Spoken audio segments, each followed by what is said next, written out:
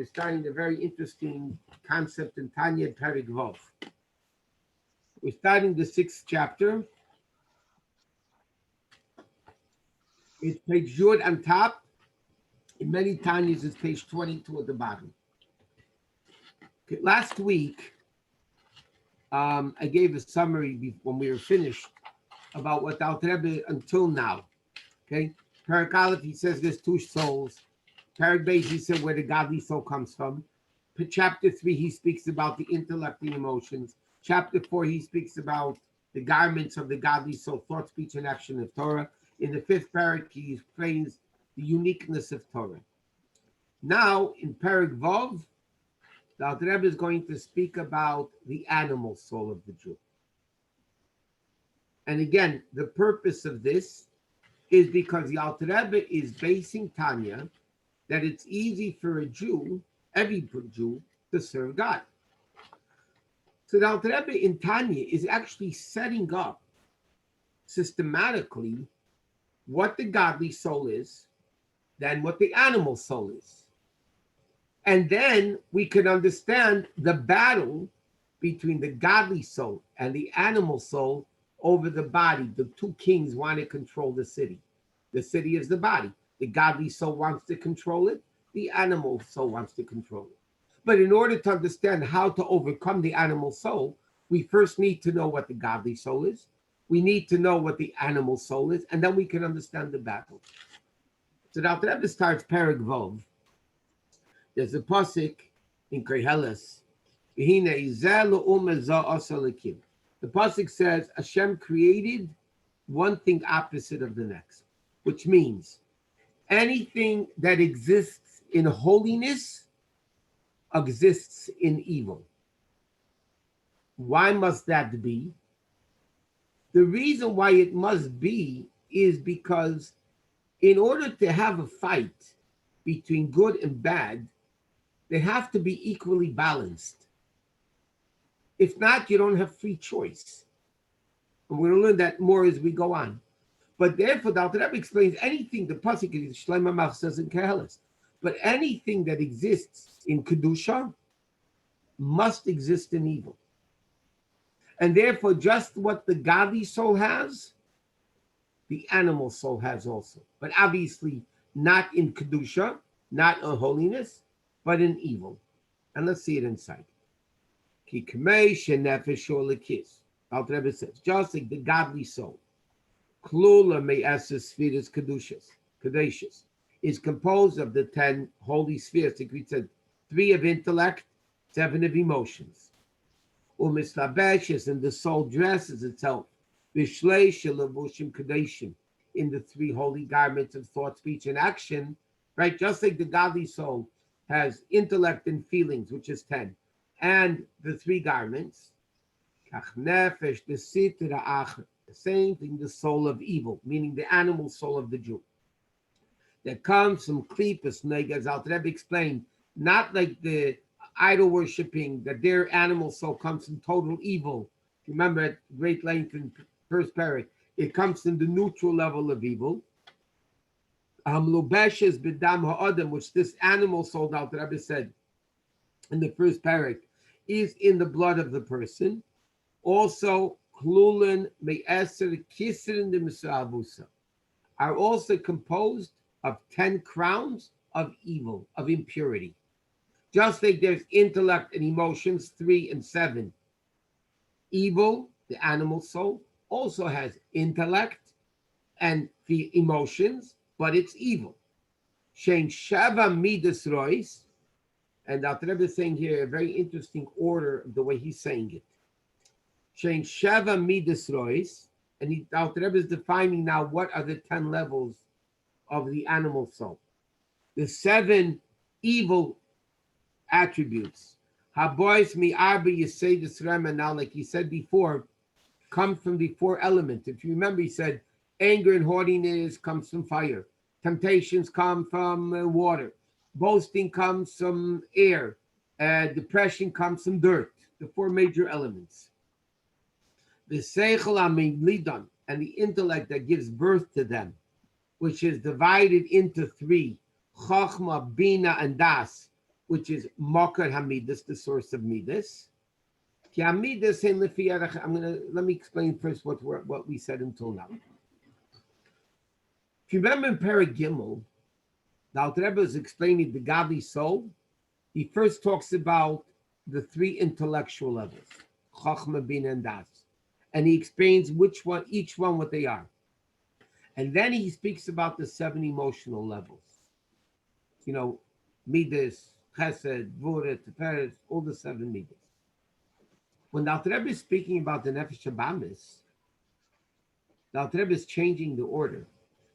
He says it's composed of the 7 bad Midas and the intellect that gives birth to them.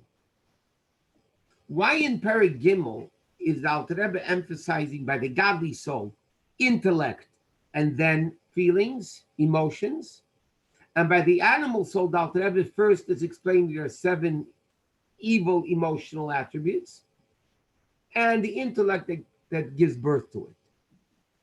So the Rebbe explained very simply, the godly soul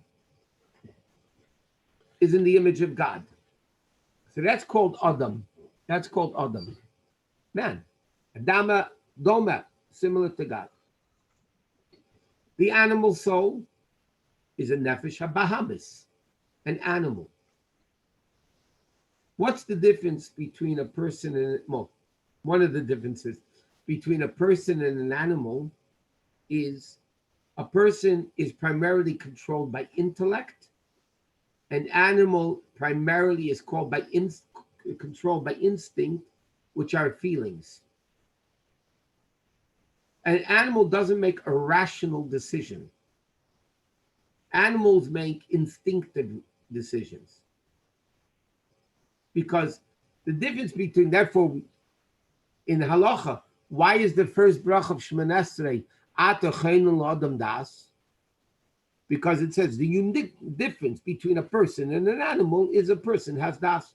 Adam yesh bei das, the Gemara says, or behema ein bei das. So therefore, like this, when you're talking about the godly soul of a Jew, you're talking primarily human intellect prior to feelings. When you're talking about an animal soul, the Yetzer Hara, the animal soul of the Jew, so we hear the Alter Rebbe saying first the 7 bad midas, because that's the primary level of the animal soul. And then he says the Seichel HaMelidam, and the intellect that, so to speak, gives birth to them. But here the Alter Rebbe means guides them, which is also divided into Chochmah, Bin, and Das Moker HaMidas, which is the source of Midas, even evil Midas. And he says, Ki HaMidasim Lefi Erech HaSeichel. Because even evil Midas are also based on intellect. And he says, for instance, Hakatan, a little kid, a little kid likes small little petty things. A little kid likes toy cars. Okay, when they get older, they don't like toy cars. They want real ones or any other desire that they have. And he says, why do they like petty things? Because a child's mind is short and not mature enough to understand things which are more precious.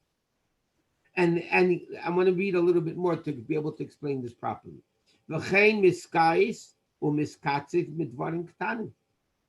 Kids get angry over every stupid little thing. Why do they get angry over every little foolish thing? Because their mind is immature. An intellectual person says, hey, this is not something to get excited about. The world didn't collapse. It's not but a kid, and it's remarkable. Kids get angry and unangry quicker than adults. The kids in school, in 10 minutes, can be enemies and friends of the same person 5 times. Because they're immature, and therefore the midas dictate. And they get angry at every foolish little thing. And he says, v'chenis by boasting, they also boast about petty things. or all the other midas. Okay? So the Alter Rebbe is saying like this. What is the Nefesh Habamis composed of? Also 10 levels. Intellect and feelings. But it's not holy intellect, holy feelings. It's evil feelings and evil thoughts. Evil intellect, not thought. Evil intellect. And that's what the Nefesh Habamis is. But it's composed of the same things that the godly soul is.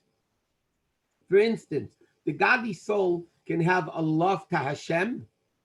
The animal soul will have love to evil things.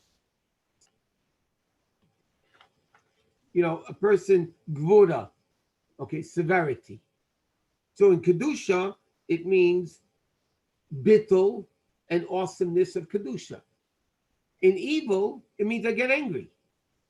That's what gvura, kas comes from gvura. So they're composed of the same things, but the fundamental difference is this is Kedusha, this is evil, this is primarily intellect, and this is primarily emotions. And then the Alter Rebbe continues, and he says,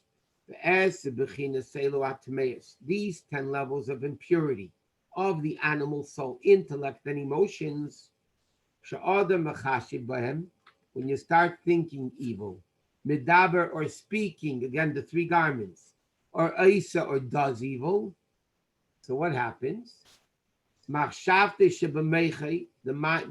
thoughts of his head, and the words in his mouth, the koyach ha'maisa shebiyadayim, and the action in his hands, the shad evarim, and all the other limbs that you're going to sin with, nikroim levushim mesavo, are called the impure garments, le'eseh bechinas elu hatmeis, to the impure 10 levels.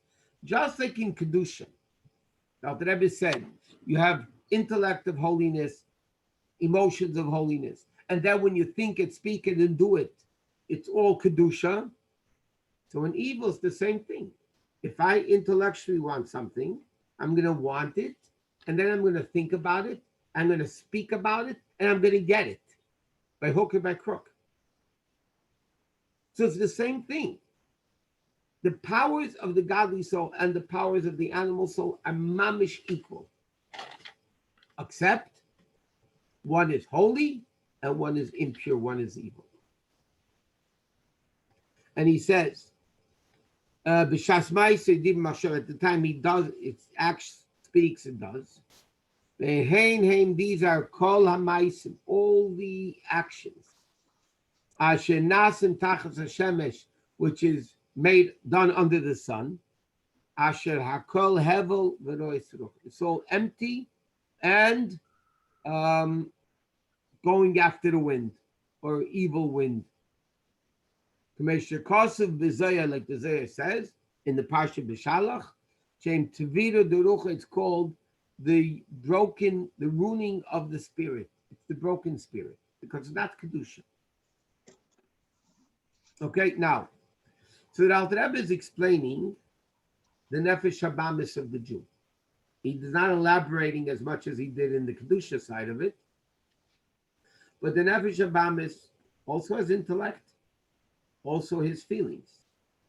So in other words, just like in holiness, the godly soul will use its brains to understand how good something is, which will create the feelings, like he said, the emotions with the children, the offshoots of the intellect, that he'll love God, he'll love mitzvahs, he'll fear God, he'll have bittul to doing mitzvahs, all those midas. In evil, it's the same way, but the opposite. His intellect will think how good the evil is. His feelings will desire them. And then he'll think about getting it or doing it and speaking about it and doing it. It's the same thing. But because the Nefesh Habamis of the Jew comes from Klipas Noiga, then the intermediate level of Kedusha, of Klipa, I mean not the total evil of Kedusha, there's a little bit of good in it. And therefore, the Nefesh Habamis could be elevated of a Jew. And now, the Alter Rebbe is going to start explaining what the definition of evil is and what evil is. And he says like this: V'chein kol hadiburim, all words, v'chol hamachshavos, and all thoughts, asher lo laHashem hema, which are not for the sake of God, or l'tzaynei v'lavedosei, to serve God. It doesn't. You don't have any of this in serving God in any way whatsoever. And he says this, and this is, these few lines are very fundamental in Chassidus. Shazel Pirush Loshin Sitra Achra. We always know, you always hear when you're learning Chassidus, there's Kedusha and there's Sitra Achra. Sitra Achra, that the Rebbe himself defines, is Aramaic. Sitra Achra, Sitra means side, Acher, the other side. What does that mean? Pirush Tzad Echad She'einu Tzad HaKedusha. Anything which is not holy is called evil. Now, we discussed this a little bit at the beginning of the first Perek, but here's the actual place where the Alter Rebbe says it. Let's discuss it. Evil, if you ask somebody in the world, what is evil? In the worldly definition of evil means something hurtful, something mean, something not correct, something not proper. You'll ask a person, is an apple evil? They'll look at you, are you crazy? Of course it's not evil. How can an apple be evil? Is a pig meat? Is a pig evil? What, are you crazy? Of course it's not evil. According to Chassidus, the definition of evil, which is called Sitra Achara, the other side, means anything which is not openly holy is evil. An apple is evil. This cup of water is evil. This phone is evil. This desk is evil. Why give it such a term? One second. And he says, because what does Kedusha mean? V'tzad HaKedusha, what is the side of holiness? Eina ela hashra v'hamshacha, is arresting and bringing down mikdushase shel HaKadosh Baruch Hu, from the sanctity of Hashem. What is the definition of holiness? A place where God rests. And he says, Ve'ein HaKadosh Baruch Hu sheira, God cannot rest. El al davar shebatel etzlo yizbarach, only on something which is completely subservient to Hashem. That's completely non-existent, bottle, subservient. Bein bepoel mamish, whether it's actual nullification, like angels, or I have to read this and explain it. Bein bekoyach, whether it's potential. Kechol ish Yisrael lamata, every single Jew down here. Is bottle mamish, that he has the potential to be bottled to Hashem, but mesiras nafshe, by giving up his life. Okay, I need to talk about this for the remaining. What? Unmute yourself. Everything that we have, a desk, a table, a chalk, everything, even a pig, chas v'shalom, God is in it. So there is some kedusha in it. Otherwise, it can't exist. That's why we didn't finish the next 3 chapters yet. Very good point, but you have to give time for that. But you said that it was evil. Yes. Not that it's a bad guy, it be misbehaved. It is evil by definition. If it's not holy, it's evil. Now the Rebbe is going to explain. I have to explain this outside before we even learn it inside, and then we're going to learn it again inside. Probably not today, but it's the ultimate fundamental of what this is all about. Holiness, by definition, means. Okay, let me take it a different way. Holiness means godly. Okay, so you just brought up an interesting question. Isn't God all over? So is God not in the desk as much as God is in the sefer, which is holy? Exactly. So why is this Sefer holy, and why is the desk evil, so to speak? The definition of holiness is, the Alter Rebbe is defining it. And therefore, if it's not holy, it's evil. But there's a level of evil that could be elevated, and there's a level of evil that can't. One second. There's a level of evil that could be elevated, and there's a level of evil that can't. But the definition of holiness is it's a place which is completely subservient to God. Meaning like this. Let's speak about this by people. This week, we're learning about Avram, the Avis. The Gemara says, Rashi quotes it down, Ha'avis hein hein hamerkava. The Avis, Avram, Yitzchak, and Yaakov, Sarah, Rivka, Rachel, Leah, are all Merkava LaHashem.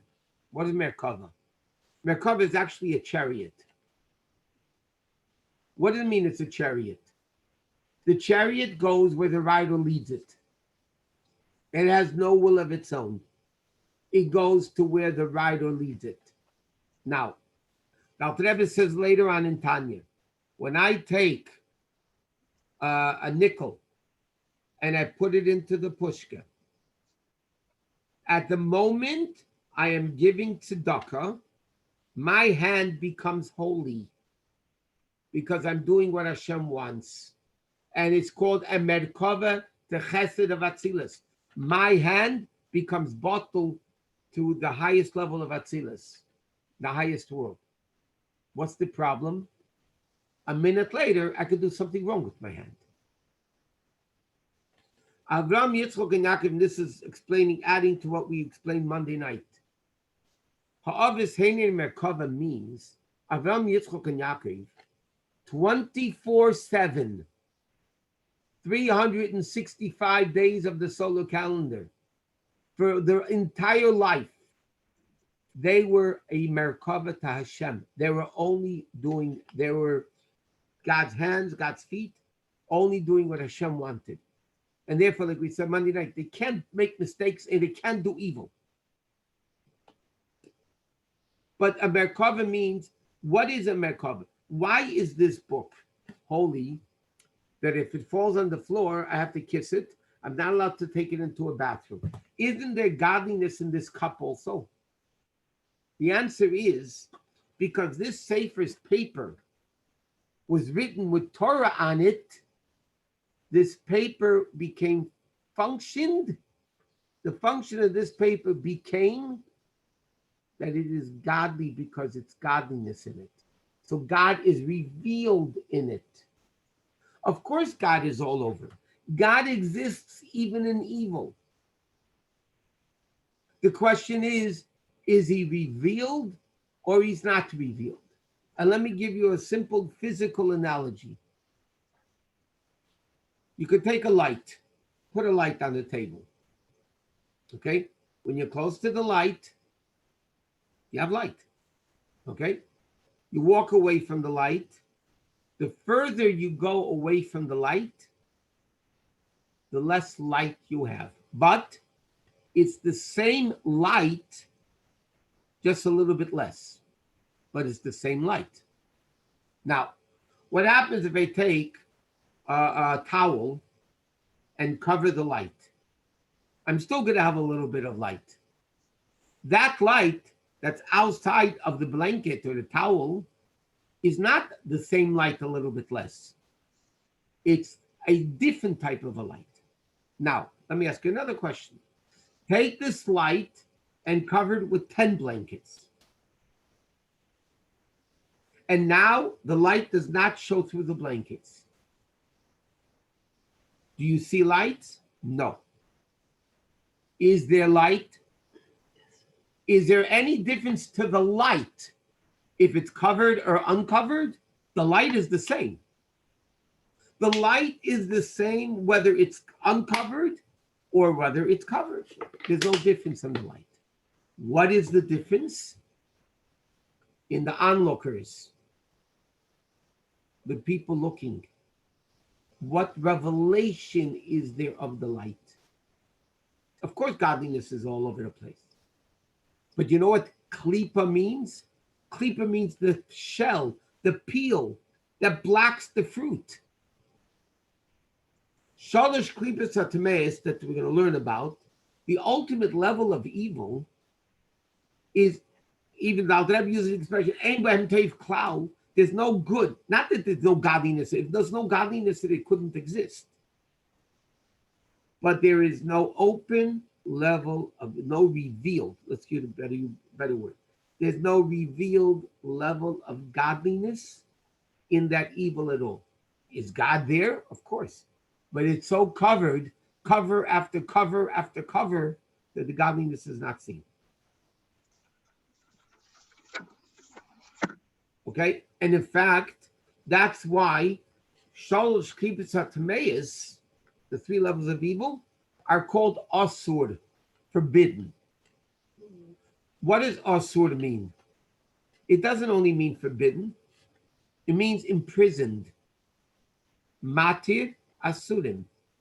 Asur means a prisoner. Why is something forbidden called Asur? It's interesting. Why is the word forbidden Asur?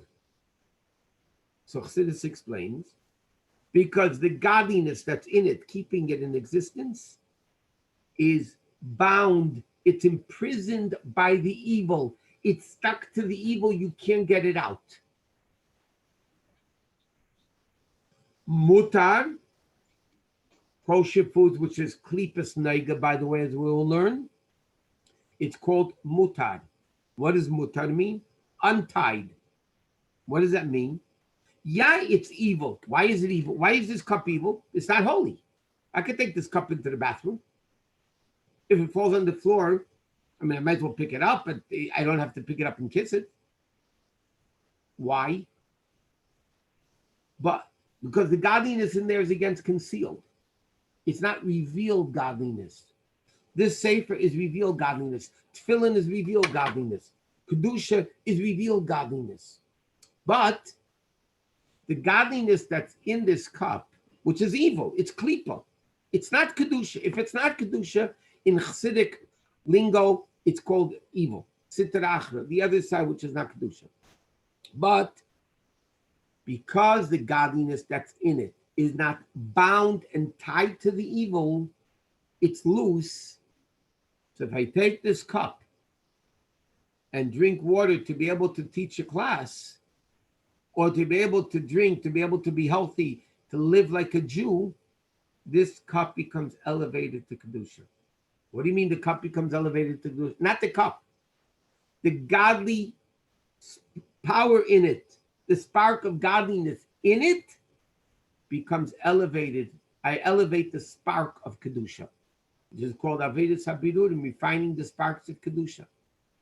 An apple is klipas neiga, it's kosher. Is godliness in it? 100%. Is it revealed in it? No, because it's not holy. But if I take the apple and I make a bracha and I eat it for the right purposes, I elevate the spark of Kedusha that's in the apple and I make it. And in fact, later in the few prakim, Dr. Rebbe is going to say, Ka'elo carbon, you elevate it like a carbon. It becomes as holy as a sacrifice. I can't do that with pig. If I take a piece of pig and I make 100 brachas on it, I first go to the mikveh, and then I put on my gartel and I make 100 brachas on the pig.